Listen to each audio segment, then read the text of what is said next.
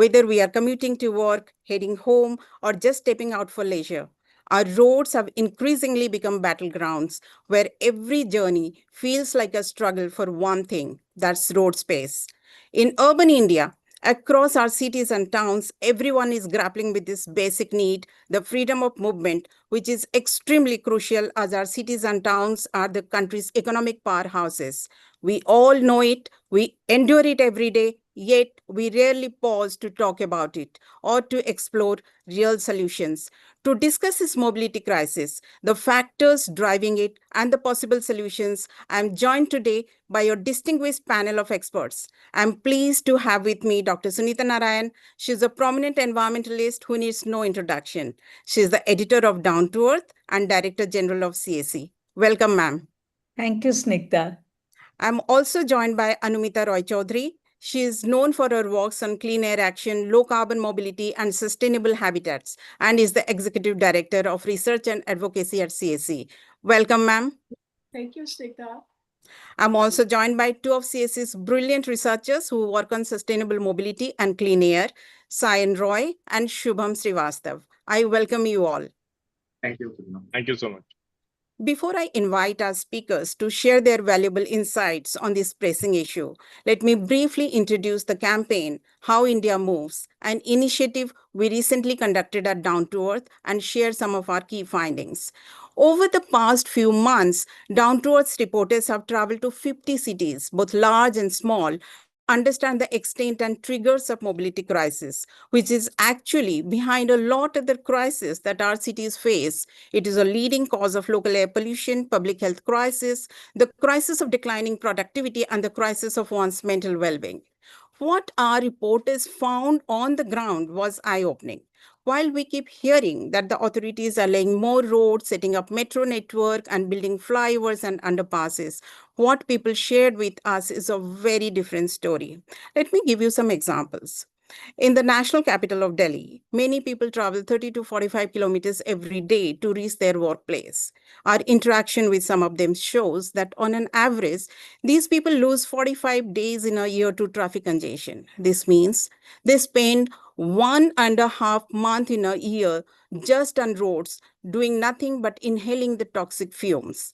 In Bangalore, we have met IT professionals who say they are so frustrated with the congestion that they prefer walking to work. Even two-wheelers get stuck in traffic bottlenecks over there. Silchar, which is the second largest city in Assam and has several colleges and universities, has no city buses. Residents depend entirely on three-wheelers or their own vehicles, which eventually leads to encroachments on roads for parking and congestion. We have spoken to students in Silchar who say it takes them an hour to travel a distance of 6.5 kilometers. Rishikesh, where the number of tourists far exceeds the local population, also lacks a designated bus service and relies on diesel-powered Vikrams or two-wheelers. Doctors there say that the number of patients with TB, pneumonia, and chest infection are very high.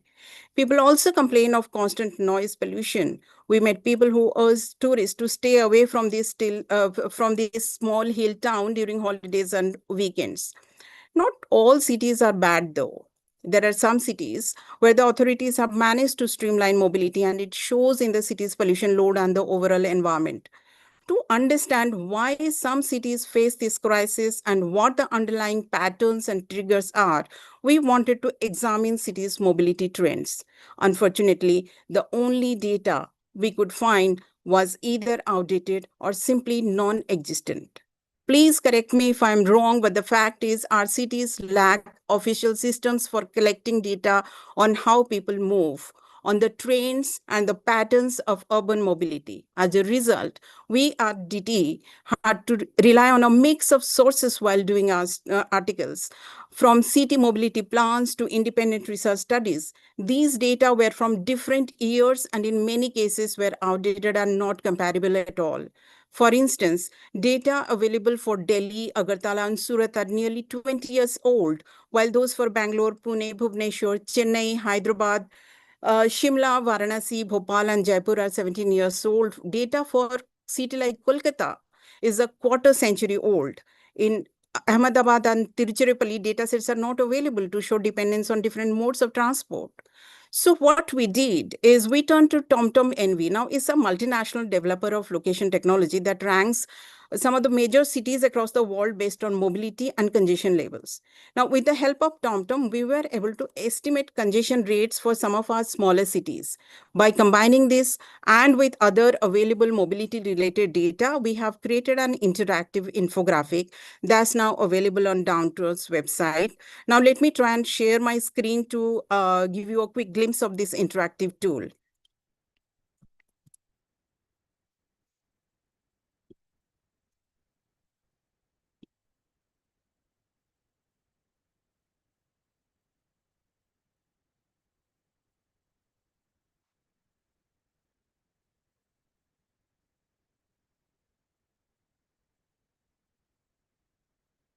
Is it visible?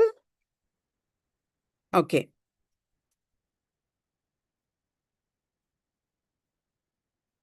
Just, okay. Now, since the sources of information, if you can see, the sources of information are very different. The years are also different. It may not give you the accurate and the latest data related to mobility patterns, but it will help you offer some kind of idea about how people in our cities move and what are the key triggers of mobility crisis. Now, let me show you how. If you see, just a sec.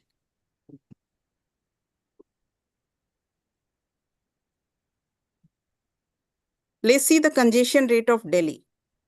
Now, this is 30.86. Now, if we take Delhi's congestion as the benchmark, then you would see there are so many cities with worse levels of congestion, and they are not all big cities. Now, let's see Agartala. Agartala has a congestion level of 32%. Ahmedabad, it's 38%. Now, Bhopal is around 39%. Chandigarh is 42%. Indore is 41%. What we also found is that the bulk of the people in Indian cities, they walk or cycle to work. Now in Delhi, if you see, in Delhi, 42% of the people, this is the NMT, which is the non-motorized forms of transport, where we consider people who are walking or taking cycle for work. So here you can see that 42% of people in Delhi still they cycle or walk to work. Now the figures are going to be very high in Mumbai. Let's see Mumbai. Now in Mumbai, you can see the figures are 47%. And in Kolkata, the figures are 48%. Snigdha, you'll Yes, need ma'am. to, the problem is, just tell, I think when they go to the dashboard, they will be able to see it. Right? Yes. Just read out the figures because the way this system is, they can't see that particular figure which you're reading out. Okay? But Okay, that's it's okay. showing half of the screen, I Yeah, guess. yeah, Yeah, it's showing up. it's already available on Down to Earth's website. Please go to the website and click on this infographic. It's very interesting, and you can definitely understand whatever we're trying to show here.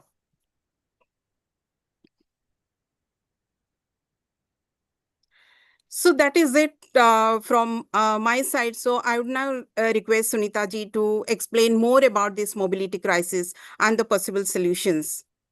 Sunita ji.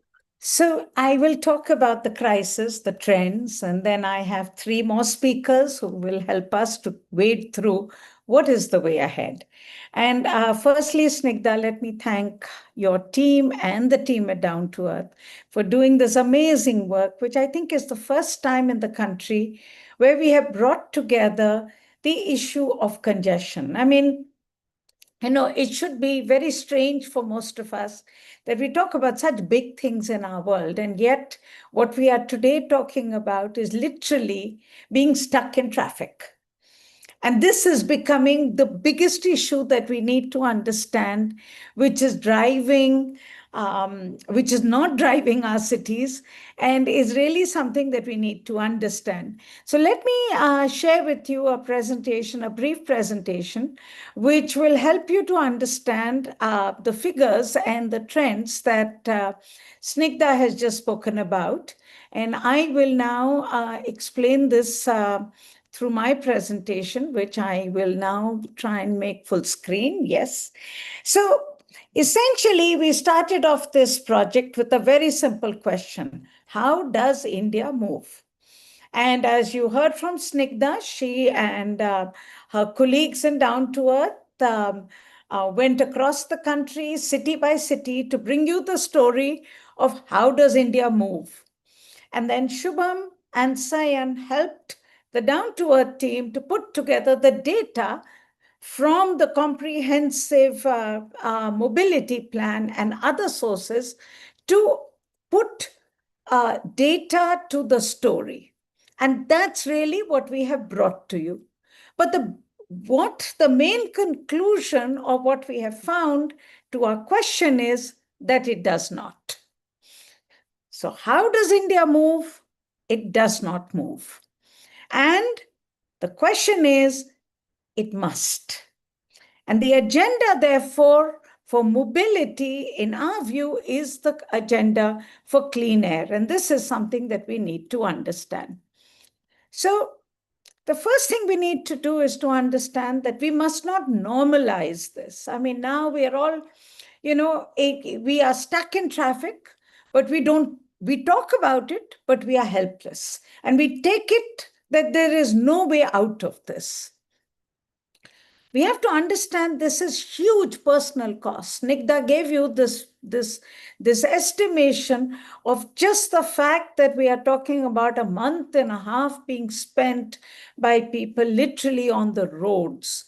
Now, if you think about that, you also have to think about that this is personal time that you are losing from the time you could spend with your family, with your friends. We have only one life, and we don't want to be spending that life stuck in traffic. And this time is increasing. It also adds to our mental health, our burden. We stress, we curse, we get angry, but also we get helpless. I can tell you, and this is a personal experience of most people at CSE, on most days with the horrific traffic that we deal with, by the time we get to work, we are so exhausted that we really cannot get even productive at work. And this is important for us to understand what a toll it's taking of our lives. But then it also adds to air pollution. We cannot clean our air unless we break the cycle of unless we break the cycle of congestion, which adds to toxin and therefore impacts our health. Look at this data that my colleagues have put together, the insidious link between congestion and pollution. This is a case of Delhi. 25 most congested stretches of Delhi, the NOx pollution levels peak during peak traffic hour. We know that the more the vehicles, the more the idling time in these vehicles, the more the pollution that you will have. We also know that peak hour time on roads is increasing. Today, the data is showing that in most cities of India, you have a huge difference between the time to travel in peak and non-peak hours. The congestion index in most cities is showing a doubling of the time. And worse, we are finding that the peak hours are increasing. That means more congestion through the day. Data also shows that with congestion, you get productivity loss. This is again data from Delhi, and each one of us in our cities, we know the time it takes, the cost it takes.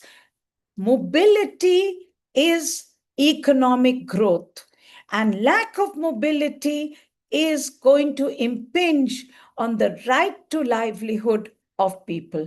So we have to understand that this is not just about mental health, it is not just about pollution, it is also about economic growth and livelihood.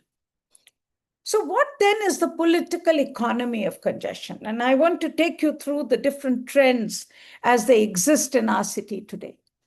Trend one, private transport is exploding, cars and two-wheelers. Now, this is important because cars in particular are highly inefficient users of space. They move too few people, but they occupy large amount of road space.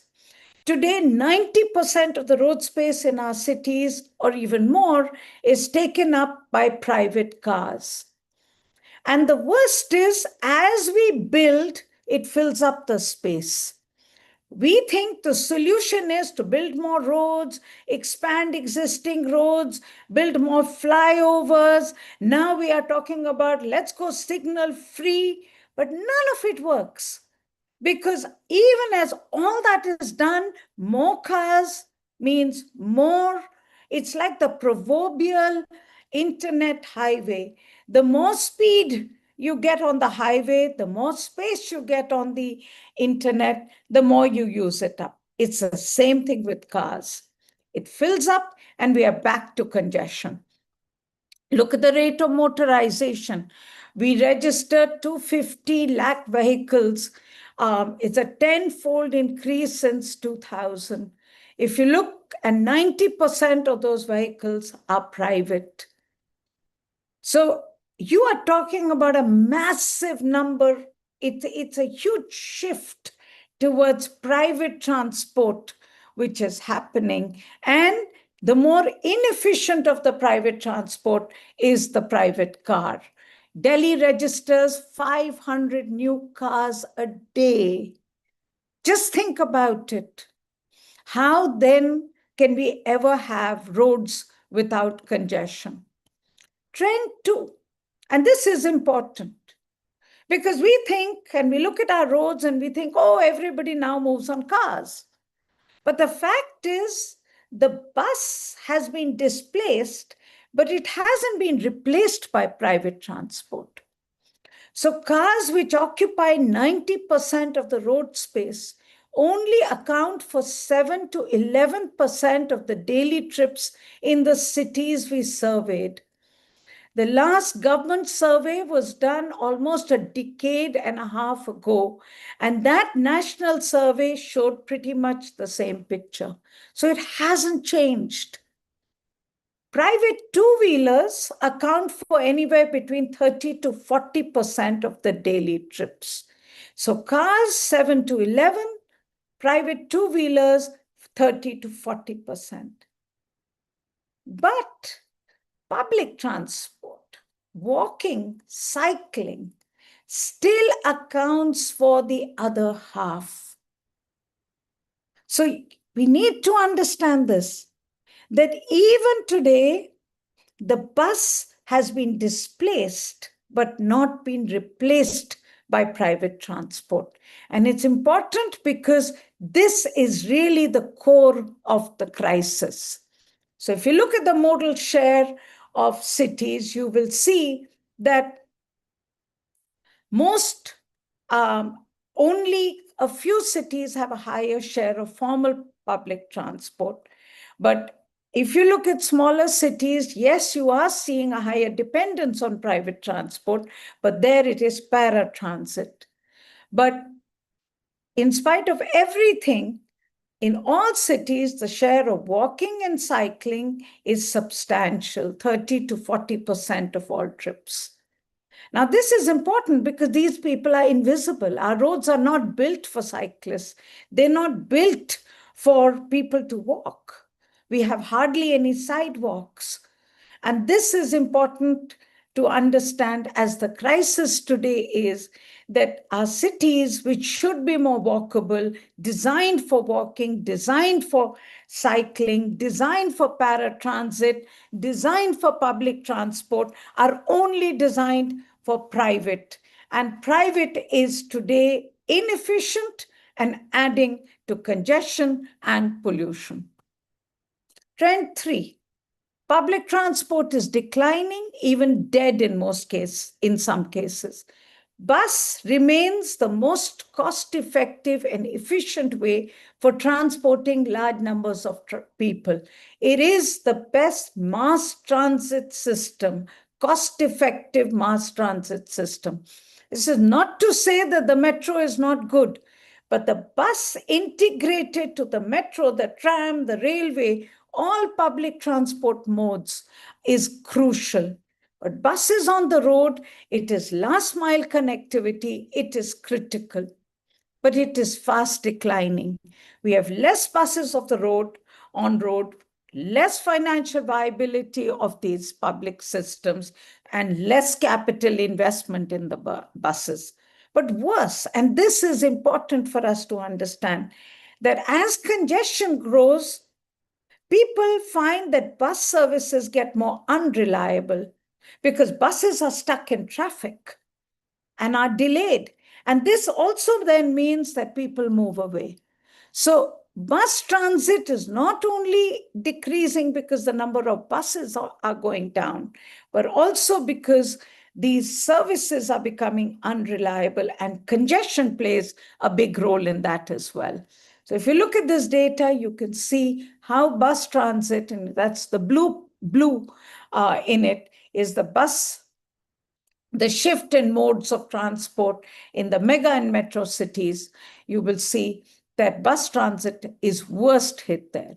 Still, in the small sub-million cities, you do have 4% on buses, but these are private buses, small buses, important, and we cannot lose this and become more congested as it is across the big cities today.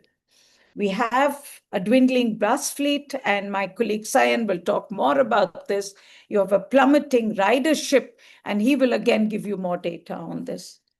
But the fourth trend is that the cost of public transport without connectivity is high and unaffordable, which means if you have public transport, and as we must have public transport, it also needs last mile connectivity.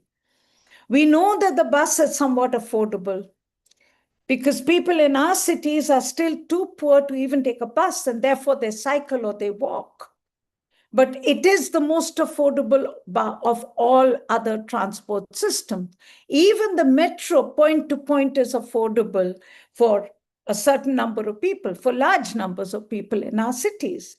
But when you add to this the cost of last mile connectivity, because when you take a bus or a metro, most in case metro, you then have to take a taxi or an auto to get from your home to the metro station, and offer from the metro station to your last destination. And this then becomes expensive. It becomes uncompetitive against cars, autos, taxis, or even a two-wheeler. So you make a choice to say, the cost of the metro with the taxi and the auto and the time it takes and the hassle it takes, I will just take my private transport. And we also have to understand that every bus or metro trip is also a walk trip. But today, roads are not made for walking. They are unsafe, and this adds to the crisis of public mass transport. And as mass transport loses ridership, we get congestion. So please, something that we often just miss the fact that each and every trip begins and ends as a walk trip. And no, you cannot have the right to clean air without the right to walk. And we know what we are doing in our cities. Every time we make even the most fancy of walkways, they get encroached upon, they get broken, they are unsafe for women to walk. We cannot have the right to clean air without the right to walk. Trend 5, and this is very important, something that is missed today, is the fact is we have a critical transport system. And if you saw the data that I showed you, particularly in the smaller cities, but also in the mega cities, of paratransit. What is paratransit? Everything from a cycle rickshaw to a three-wheeler, to an electric three-wheeler, to a taxi. These are paratransit systems. These systems modes provide critical transport today to large numbers of people in our city, particularly the poorest. In each one of our cities, we have seen all these modes of transport filled with people, transporting people from the nearest metro station to the destination, or just providing connectivity. They are affordable, they are available, they take you from your destination to your doorstep. But the fact is, these are growing in the informal, and governments are losing their ability to regulate these modes.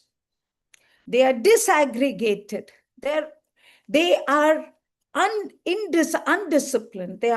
If you in Delhi or in all other metros, you will see every time you pass a metro station, it is congested. Why? Because there are auto rickshaws or taxis parked on the roads. They break traffic rules. But the fact also is nobody thinks of the fact that these modes need to be formalized, brought into planning. We need parking so that they have spaces to park near metro station, and they don't have to pay huge prices for their parking. They are ignored in planning, and today they are adding, therefore, to chaos and congestion. The sixth trend is that city sprawl is adding to congestion. Our cities are growing laterally, they're spreading out and across. But what we don't think about when cities grow is that first we should plan for connectivity. So today our cities are growing without that connectivity. And this means people have absolutely no option but to take more private vehicles and more cars that occupy more road space and therefore add to congestion. Our data shows you very clearly how urban sprawl is increasing, and therefore which is increasing travel distances and trip rates. Very important. If we don't think of connectivity today, all this, just think about the Delhi Gurgaon, Delhi Faridabad. More people travel today from Delhi to Gurgaon, from Gurgaon to Delhi, than even within Delhi. Yet there is no bus connectivity. We have one metro, but no bus connectivity, not enough to deal with the huge sprawl that we have now in our cities. The seventh trend is that that policy today taxes the public more than private.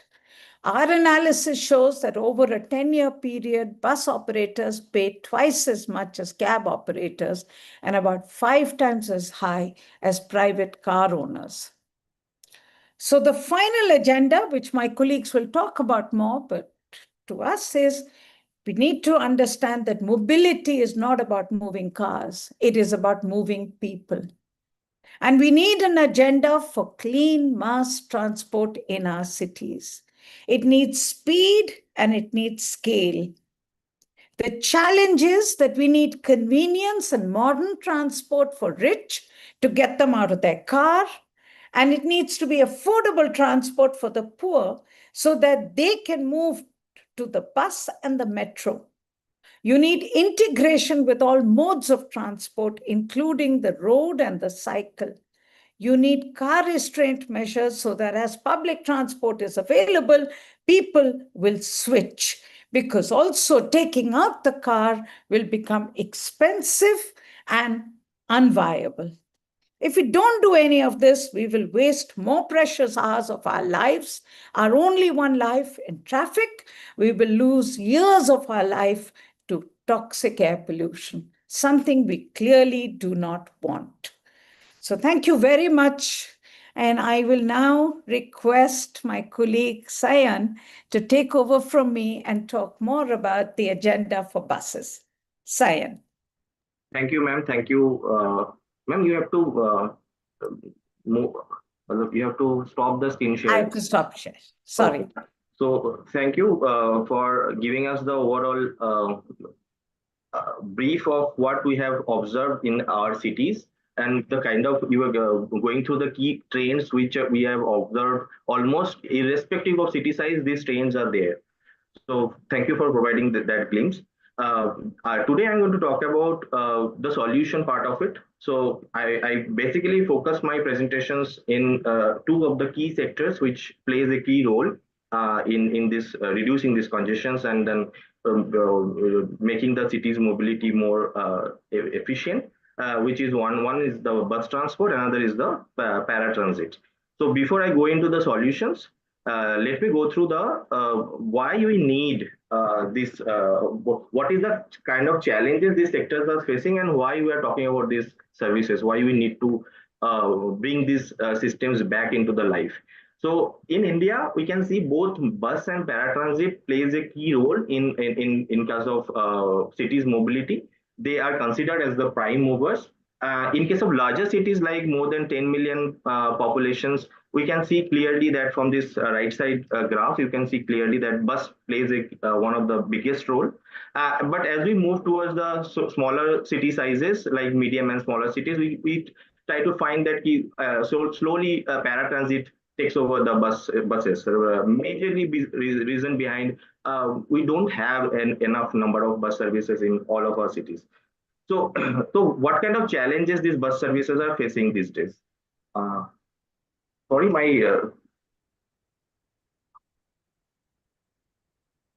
I think this is not moving. Okay. So if you look at, let's understand that whether when we know already the buses plays a greater role in our cities, so let's understand whether we have enough buses in our cities or not. So currently, India has around 70 to 75 organized city bus services, and this number might increase up to 150 by 2030 because of the recent development of electrification of buses, where government is focused more on deploying new buses in smaller and medium sized cities. But if you even then, if you look at the benchmark says as per the 2011 census, we have around 230 plus cities which are more than 2 lakh of population. Now our UBS 2, which is the urban bus specifications 2, which suggests that every city which is more than 2 lakh of population should have their own city bus services. So even by the 2011 census data, our this city we should have at least 231 cities we should have city bus services. But although this data is very old and we know that now currently census is going on, and then probably by next year we will get to know that the number of cities which is having more than 2 lakh of population will increase up to maybe 450 or so. So, and another thing is that the number of buses we have in the cities. So currently, India has around 3.2 lakhs of buses, including both private and public buses, which operates under the stage carriage permit, which is mainly the city bus services which operate. And if you look at and calculate it as per the population, it comes around the 24 buses per lakh population. Again, if you look at the benchmark, we can find that as per the MOHA SLB benchmark, service level benchmark, which says that cities with more than cities up to 4 million population should have at least 40 buses per lakh population, and more than 4 million cities should have at least 60 buses per population. In both of this respect, we can see that the number of buses are very limited in the cities wherever these city buses are there, and another of issues is we don't have many cities which is having city bus services. So there is a massive shortage of bus availability. It clearly comes out. Another worrying trend which we have observed over the last decade includes both fleet strength and the ridership numbers of these buses are declining. You can see this number. This is the data actually we have gathered from the MORTH annual performance report. It clearly shows that how over the period of time our fleet strength on an average, and both the ridership and fleet strength has reduced over the period of time. And on top of it, the most worrying part is as per the 2018-19 data, almost 22% of this fleet are actually operated by these S2s are the overage buses. We know that even in Delhi also recently, I think few years back, Delhi has ideally they used to off-road the buses in 12 years, but they changed the rules because they can't uh, capture because they have if they off-road the buses, their fleet size will reduce to half. So that is the kind of worrying trend is there, not only in case of Delhi, in case of other Indian cities as well. Similarly, we can also see that it is not only the number of buses and ridership which are going down, it is also the service delivery which is declining. We can see by 10 years from 29 to 2019, the vehicle productivity, which is mainly the kilometers operated per bus per day, has declined from 300 and almost 25 to around less than 300 now. And as ma'am has explained earlier in the slides, some of these also lead to that congestion thing, because when cities are getting congested day by day, so the service delivery is the STUs are not able to provide that kind of service delivery which they used to give. So another worrying trend is the STUs are also bleeding day by day, because our cost of operating buses are increasing. You can see from this trend, both the net profit, net loss is actually growing, and an annual loss of STUs on an average is also growing. So, and the worrying part is, in as per the 2018-19 data, almost 78% of the operational cost STUs are able to recover from the ticketing revenue. It means almost 22% cost is still not being recovered from the services. Let's forget about the capex creation. So STUs are currently struggling to operate buses on their own, in terms of asset creation, in terms of fleet renewal, in terms of creating the depots and terminals which is required for the for keeping the buses on at par with the proper efficiency. See, that also required a good a strong government support. So now how to fix this kind of issues? Now there are definitely from our challenges we have seen. One is definitely we need a more and more buses. That is the first thing. We have to have more buses. Cities are current, and we have to also initiate number of bus services in the newer cities where buses are not there. The second thing is we also have to clearly define the service level, and we have to adhere the same. In terms of service level means I am talking about in case of cities, city bus should operate in every 10 to 15 minutes headway. So that kind of service level cities has to maintain, and they have to buy buses enough in enough number so that they can provide that kind of services to their citizens. Unless they provide buses in every 10 or 15 minutes, and in city services, buses are not going to get the customer attention. People will move away from the buses in coming days. So that is the thing they have to do. The third is the buses alone cannot suffice the mobility need. As ma'am has also pointed out, buses can only ply in a certain areas. There are cities, still there are pockets of the cities which we find that buses can't go, or nearby areas where you have to bring those people to the bus services by providing good mobility, by providing non-motorized infrastructure, by creating or integrating the paratransit with the buses in a more holistic way. And the fourth one is the financial sustainability. We have seen that the cities buses are currently suffering from this bus that they are currently bleeding. They are not able to cope up with generate the operational revenue also. So the first thing is the city has to find out newer ways to generate revenues. One of the things is they can think of like creating more and more non-revenue sources, which is like advertising revenue, or property tax revenue. The city should create a fund, urban transport fund. From there, they can they can support these services so that they can fly properly.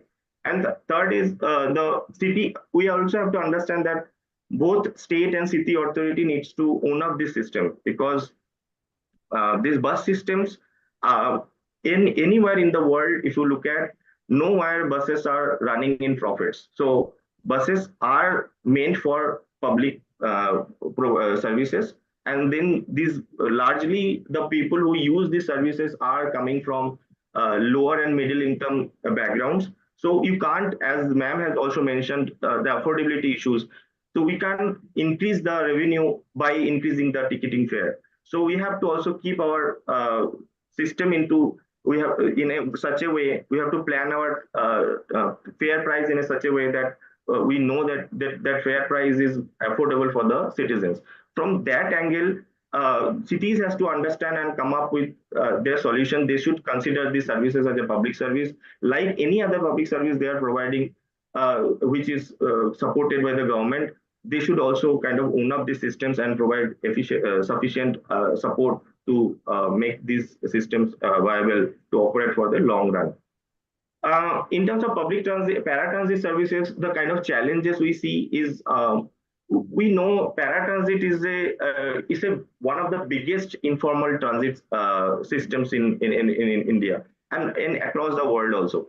One of the major problem is you find all kinds of vehicles, from autos, from manual rickshaws to autos, from Gramin Seva in Delhi, from Tata Magic, whether it's a three-wheeler, four-wheeler, different kind of vehicle segments are there. All comes under this category. And then another challenge is people operate these services. Somewhere it is a contextual carriage mode where they are providing point-to-point services. Somewhere they operate these services as a stage carriage. So there is no, the unification is the biggest challenge for this sector. That's why unification becomes the biggest challenge.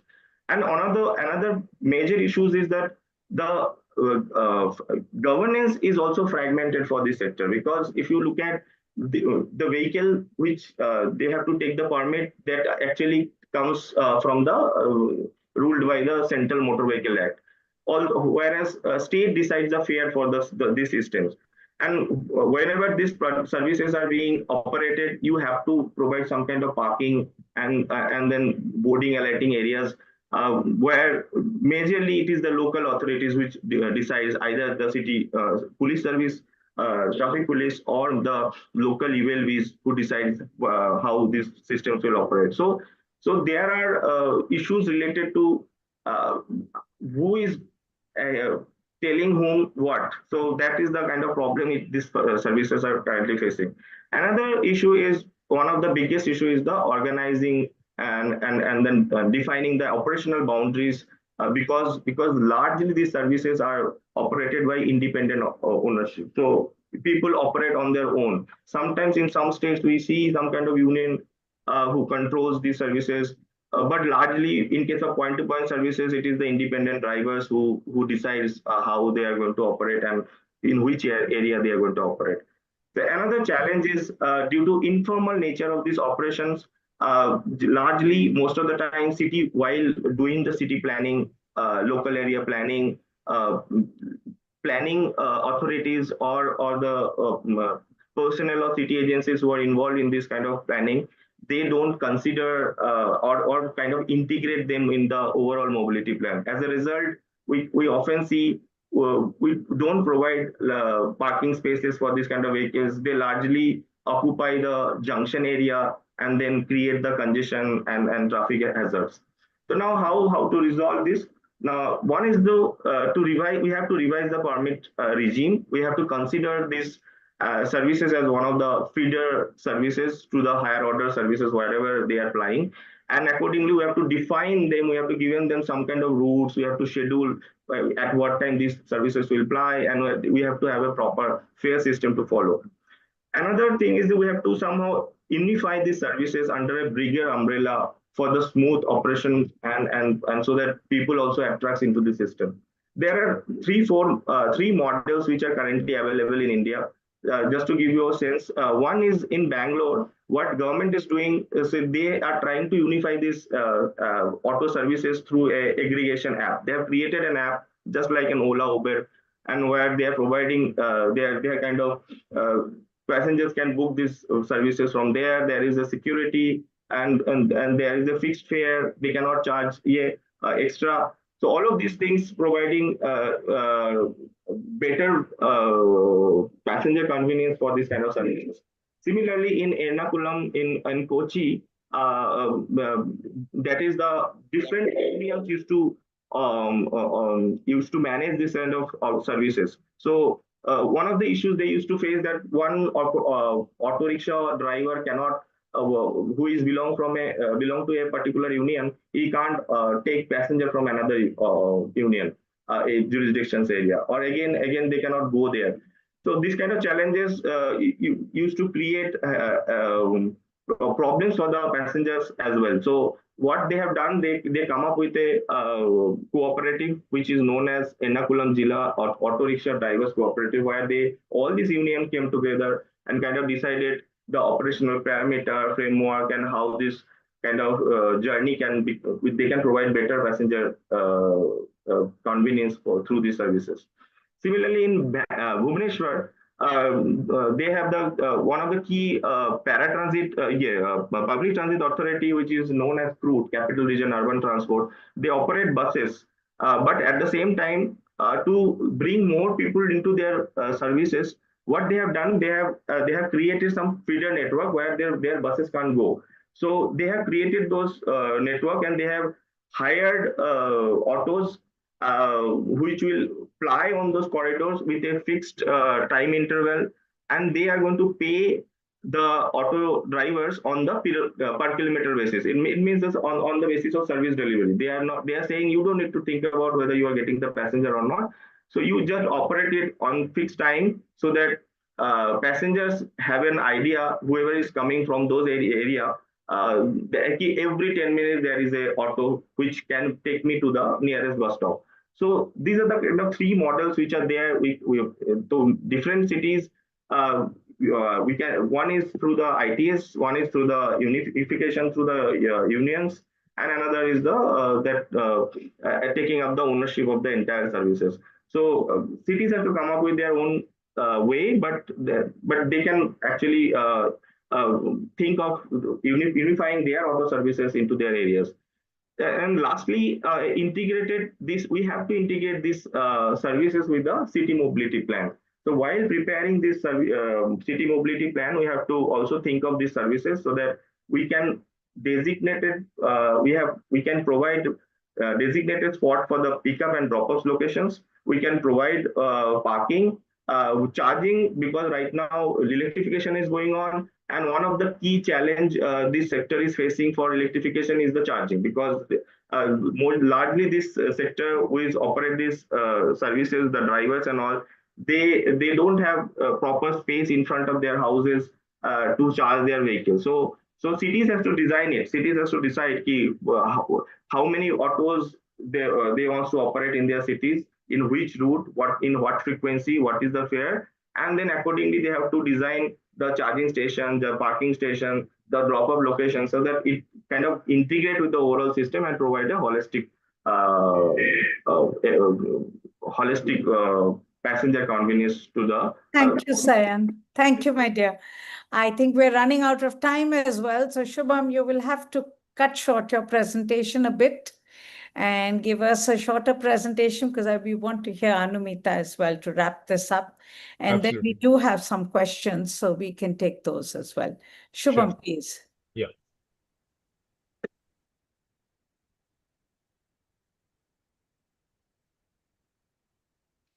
Hope my screen's visible. Yes. But if you could make it full screen, it would be good. Right, Amrita. Huh?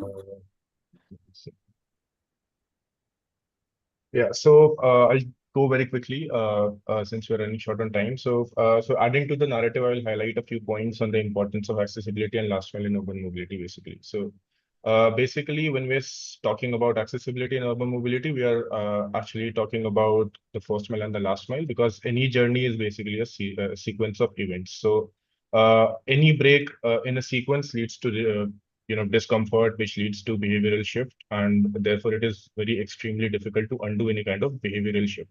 So accessibility largely talks about the first and last mile legs of the journey. And when we say first and last mile, we're usually dealing with either non-motorized transportation, because like it was discussed earlier as well, that the first mode which anyone takes when they leave their homes, no matter how far they have to go anyway, is that they walk, or in some rare cases in India, they even cycle, right? And only after that they switch to any other mode. And another common mode for first mile is the intermediate paratransit, which is also obviously contingent to the availability of the service.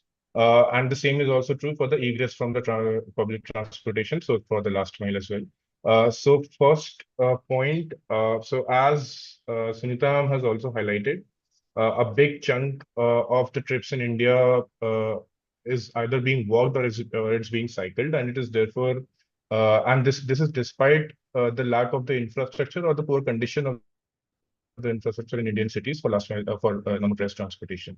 So therefore, this already is presenting us with massive opportunity to actually acknowledge the kind of demand that we have for these modes.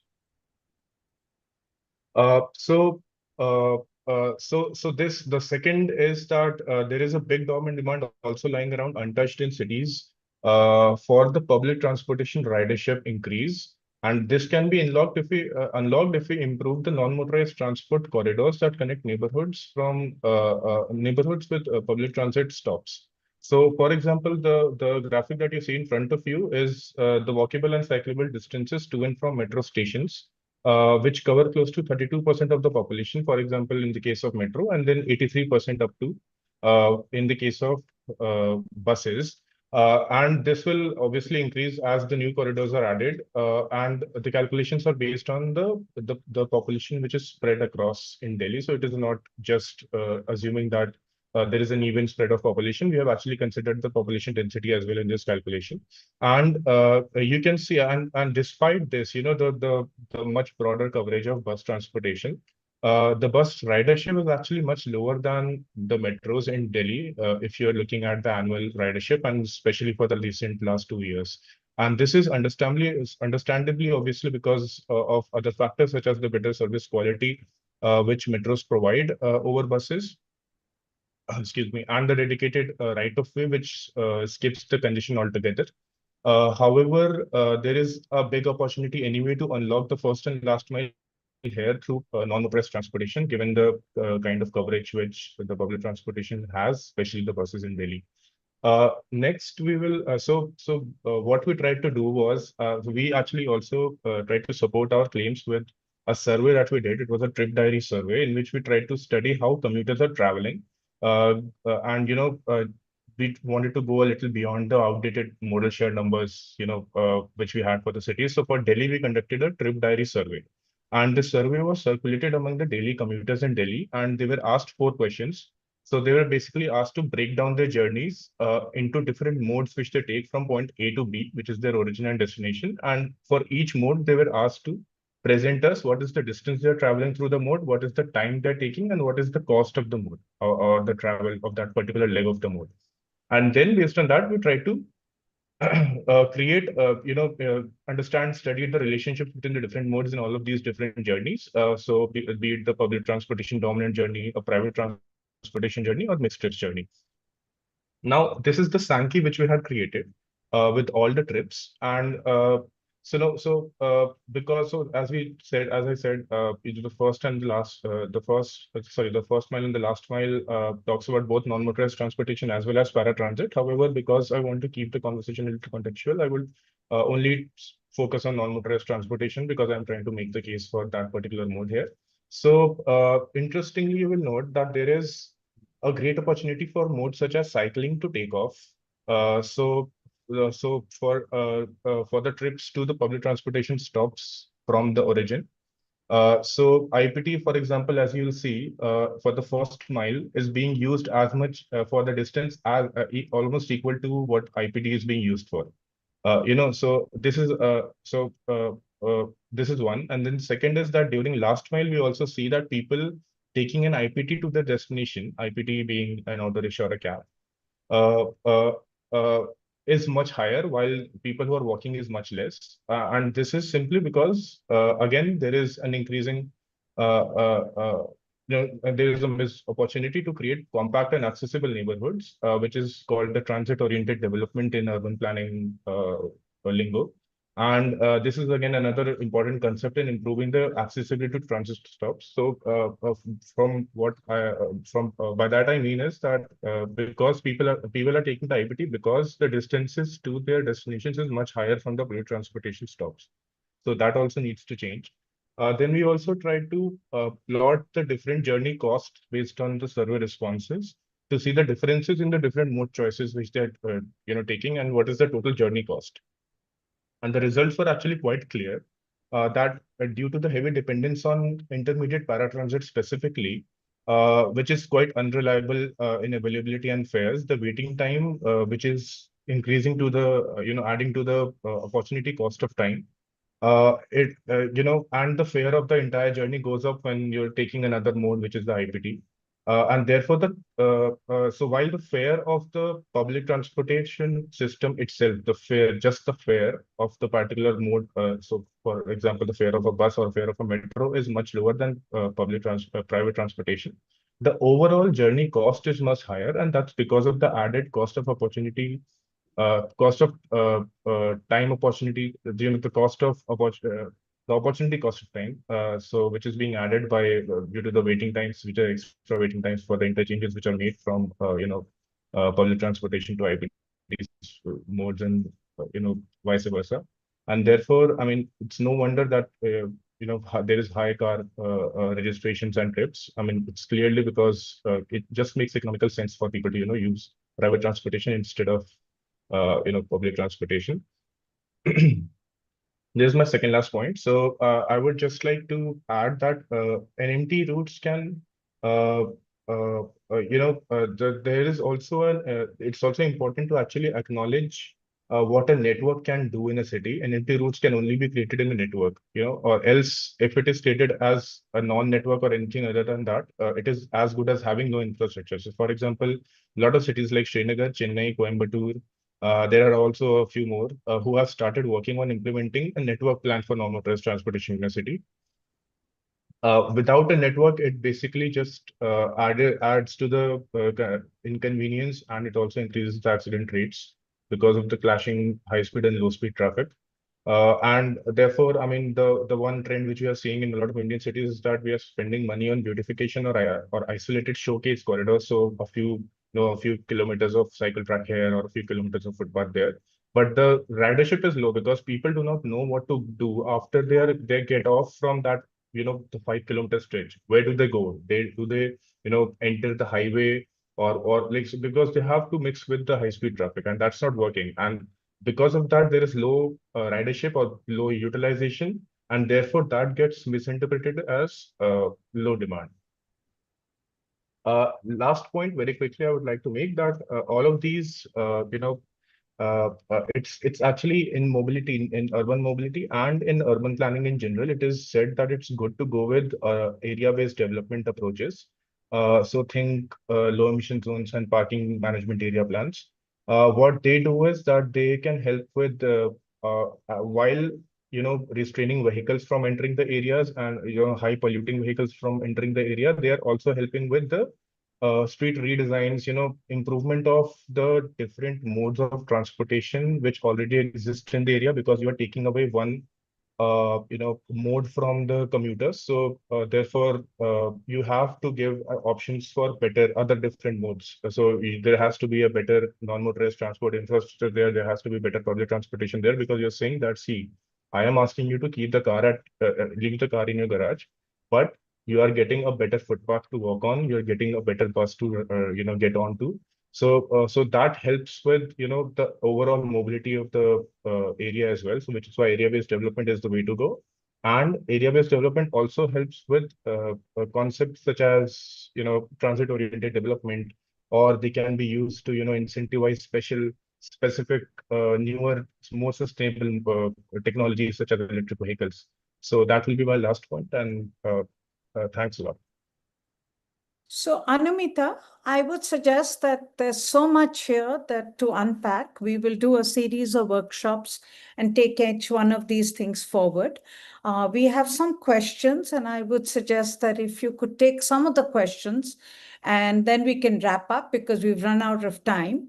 Also, Snigdha, we have a detailed question from Sanjoy Hazarika. I think if you could reply that actually our data is not from Delhi, but our data, we've made a huge effort to get data from hill towns and plains town, from big town, from small town. The pattern shows the same, the trends are the same, but this is really reportage from all cities of India. So, Anumita, the first question somebody has asked is, SB has asked is India unique? And are there some examples of countries that are faced with the same problem but have made significant progress in solving it? If you could briefly touch on this. If India's problem is unique, Yeah, are we unique? All the jams we have, is it only in India, or do other countries have it, and what have they done? Very briefly, if you could. absolutely. So clearly, no, we are not unique. And all cities across the world, global south, north, all of them have experienced crippling congestion. And that has happened when the focus of transportation has been on supply and supply and supply of vehicles and roads. Now, the moment we have seen a reversal of that trend, the moment we've seen the cities like London, Berlin, and the Scandinavians, they started to think about people-centric mobility and therefore began to change the road design and the priority and privileges for public transport.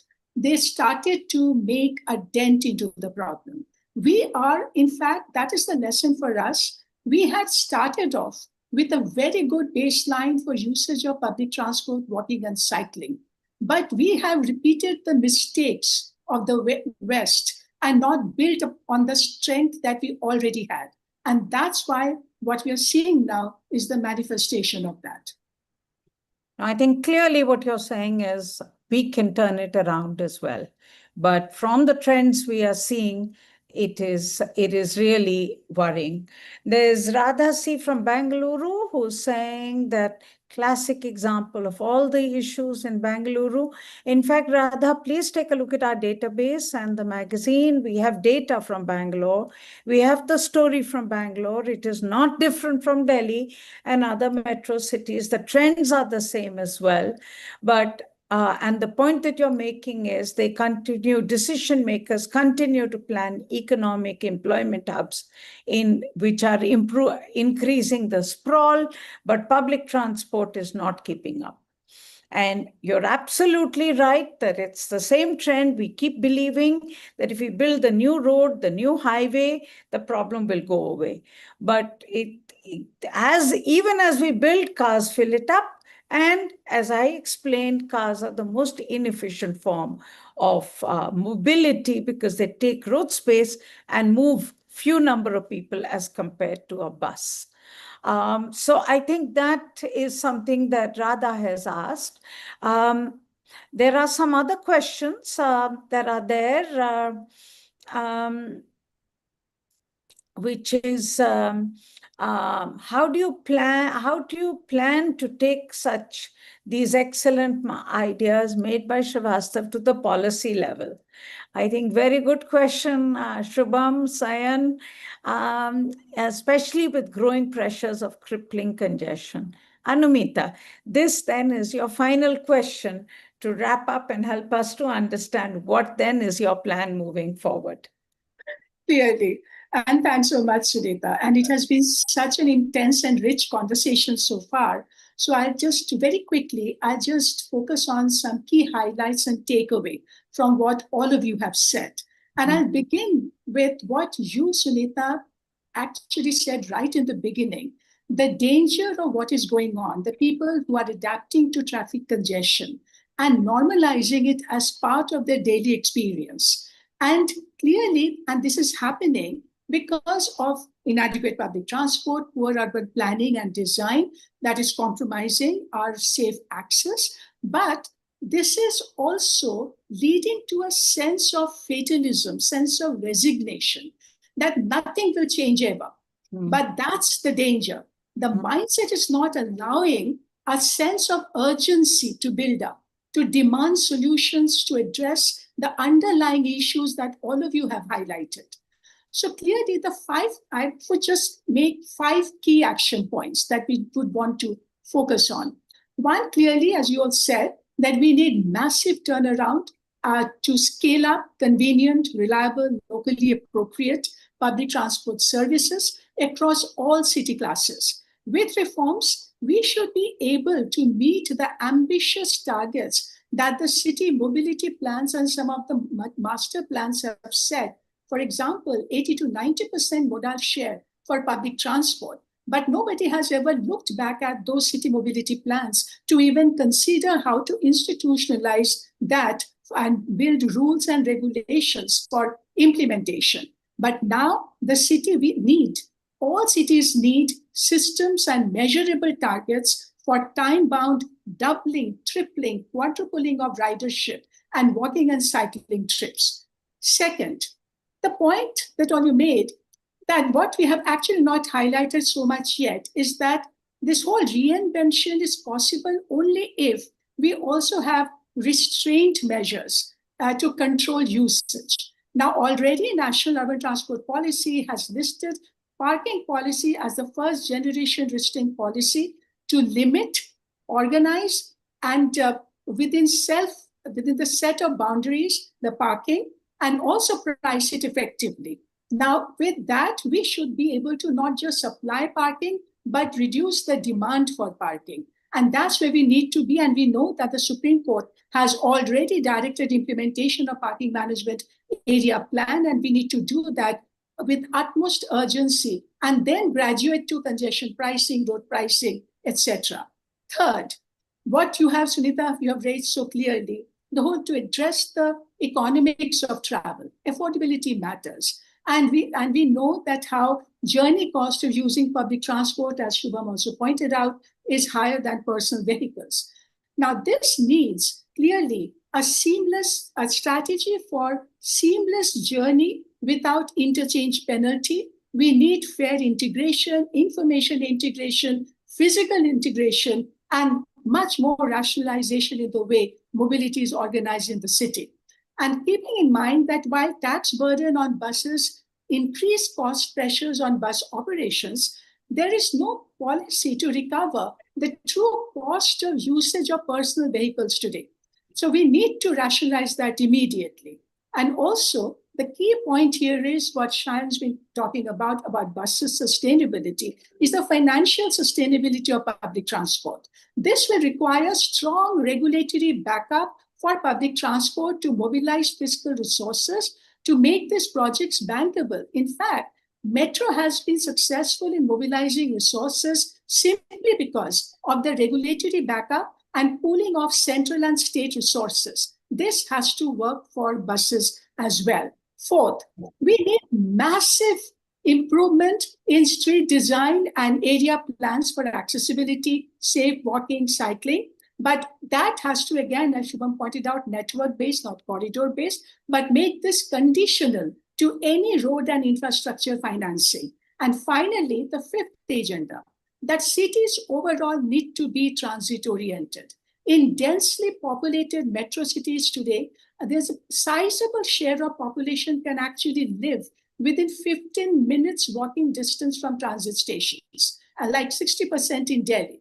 But most cities today are going through development, redevelopment. So we urgently need to connect the spatial gaps between the public transport nodes and our doorsteps, and with accessible streets, multimodal integration, and bring mixed income housing closer in small compact block sizes to the transit nodes so that we do not sprawl, and regenerate public spaces to improve access for all.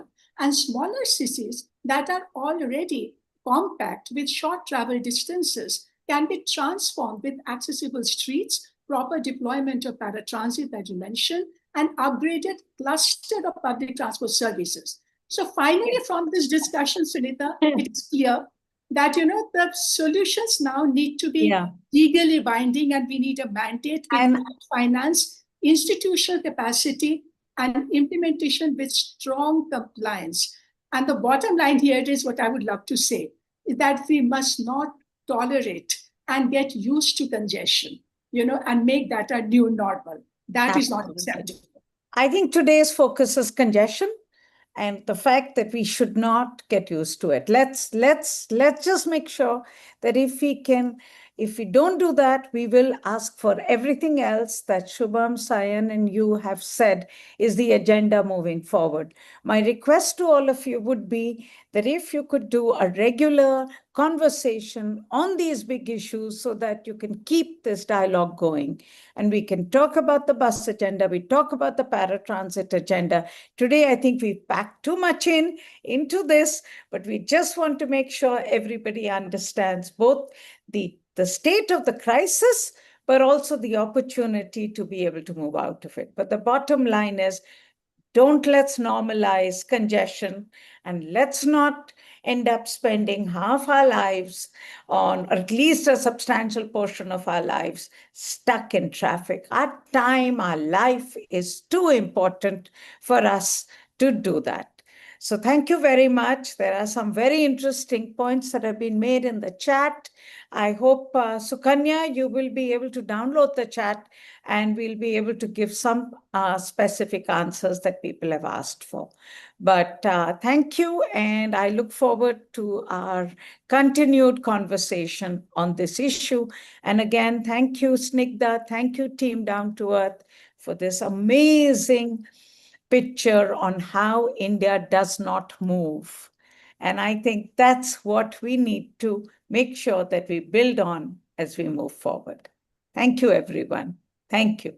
Thank you. Thank you.